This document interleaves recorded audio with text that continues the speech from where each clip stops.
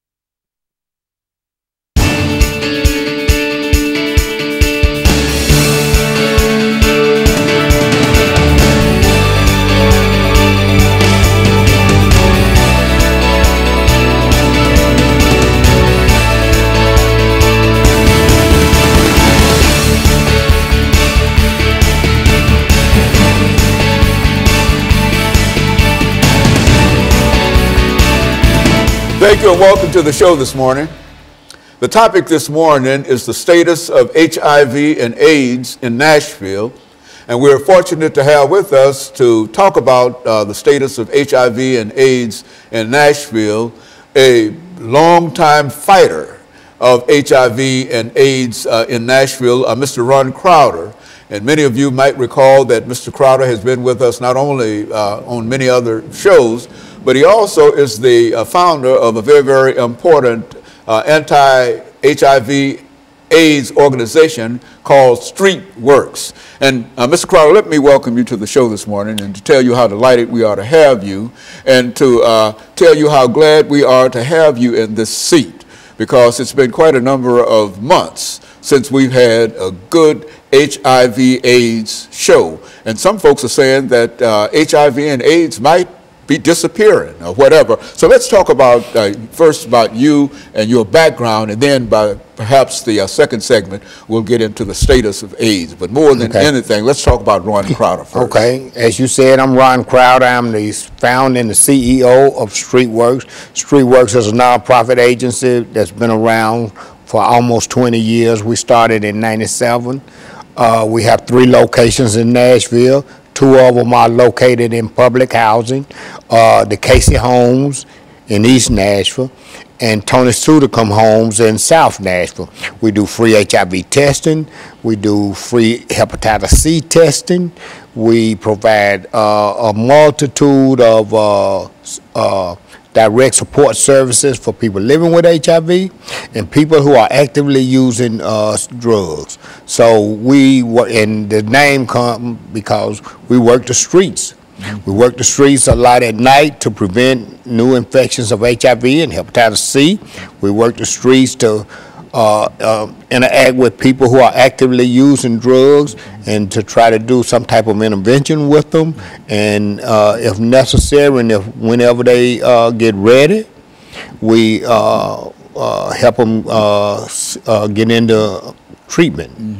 And so, Mr. Crowder, we know you, and as we said, you were one of the first HIV/AIDS persons that we recall being able to talk to about that disease, and you, since that time, not only have you grown the organization, but you've grown your influence throughout this nation in terms of what AIDS is and the status of AIDS.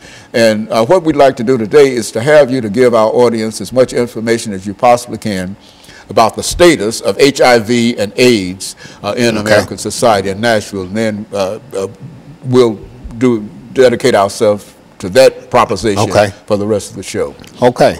So right now, HIV and AIDS, we can see an end to AIDS now. An end to AIDS is in sight now.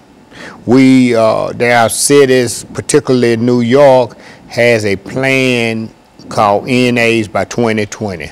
So they actually have a plan of ending AIDS by 2020. Nashville doesn't have a plan yet, but with all of the new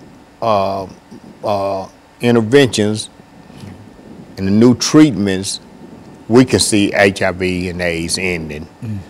You know. Well, you know, well, I think when you first came to us, Mr. Crowder, that was several years ago when this was a real disease and people were having all kinds of problems in reference to it.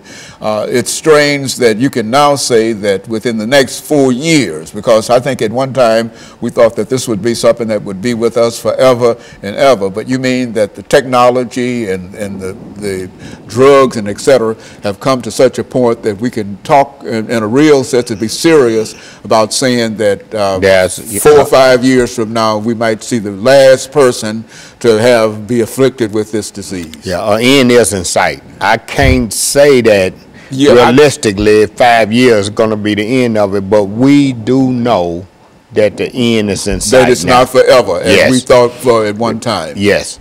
Right now, HIV is more of a chronic illness than a death sentence as it was. Like, I can't remember the first time I came on your show, but I do know that the first time I came on the show, that was in the 90s. Yeah, HIV was still a death sentence.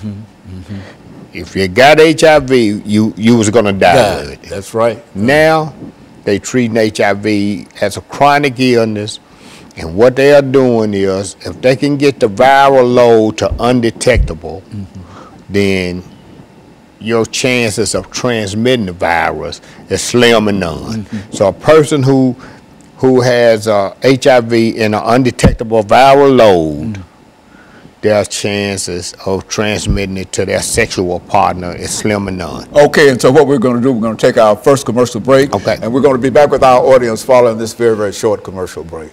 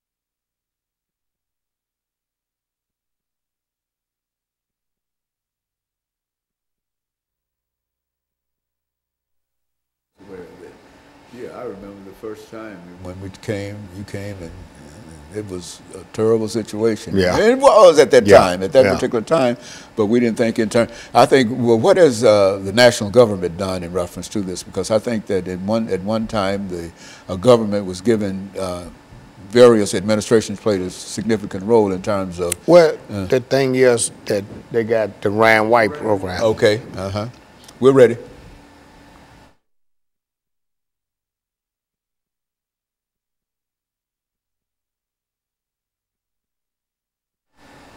Thank you and welcome back to the second segment of the show for today. We're talking to Mr. Ron Crowder, and he's given us some information in reference to the status of HIV and AIDS in Nashville. And Mr. Crowder, I would imagine when we talk about the status of HIV and AIDS in Nashville, we can generally say the same thing in reference to that if this is current in Nashville, that this is probably the same situation everywhere. That's why we wanted to approach it from that perspective. Well, Nashville is a little unique in that, number one, we're in the South. Right now, it's approximately 21,000 people living with HIV in the city.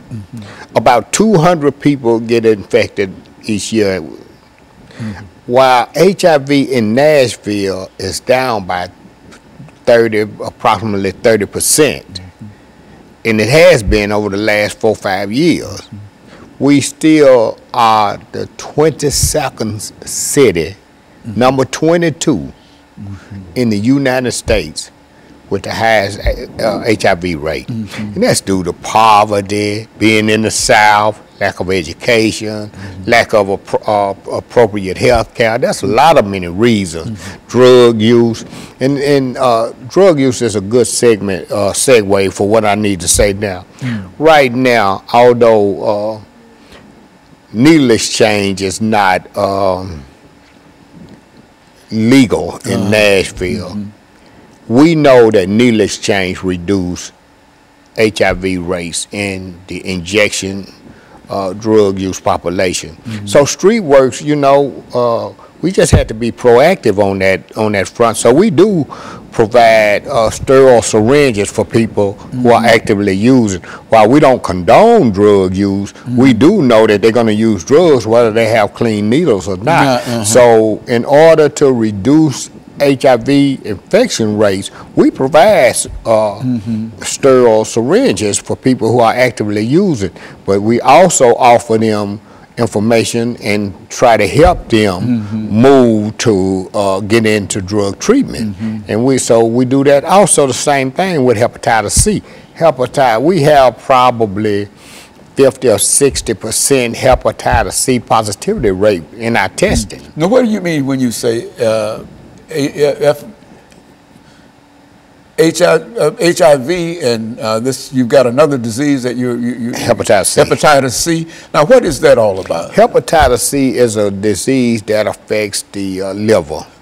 So people would have, like me, I had hepatitis C. The good thing about me, and I've just been blessed by the Lord, I was able to stick around, or the Lord kept me living long enough to see a medication that come through that people could tolerate. When I first came on the show, I had hepatitis C, but the only drug they had was interferon, and it was horrible. People would rather die than to take that drug, and a lot of them did. But now they have a new drug on the market that clears hepatitis C in 12 weeks. You take the pill for 12 weeks.